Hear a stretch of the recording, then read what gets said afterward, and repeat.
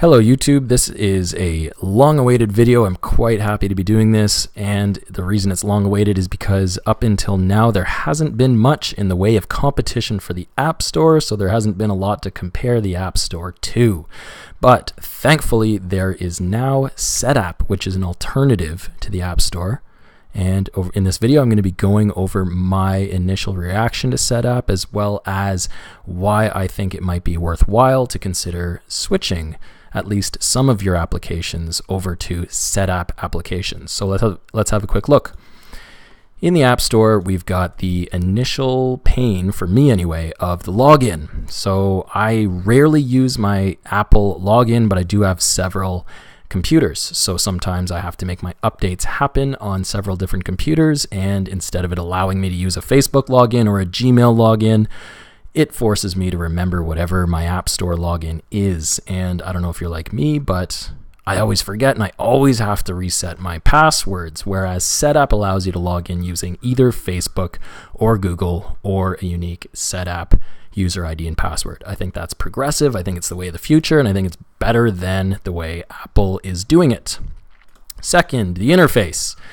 This to me is kind of a cluttered and dated and just kind of ugly interface, and we've got things going off on the side. I don't know what is happening here.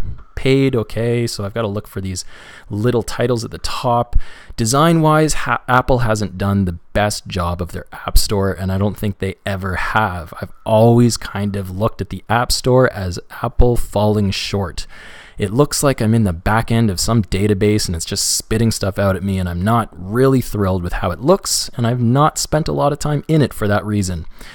By contrast, Setapp is intentionally well designed. We've got all of the major categories on the left side for creativity, developer tools, lifestyle, Mac hacks, whatever you want. And there are tons of apps in here sorted easily on the left. There's a clear design hierarchy here, which I do appreciate.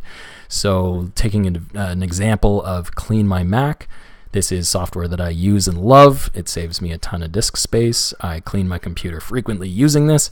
And here's how it looks in the Setapp interface. I can look through the screenshots. I can install it.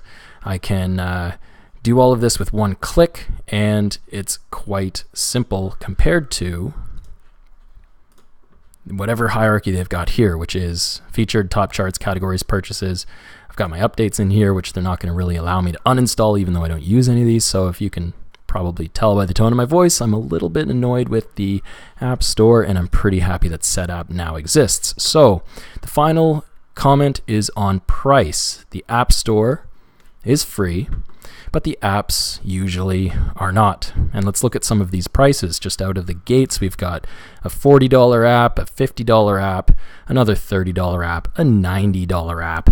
So if you're going to spend any amount of time installing some non-default apps onto your computer, you're probably going to get a lot more value with Setapp than with App Store. And that makes sense. Setapp is the emergent competitor here. App Store has the market share, so they can charge more.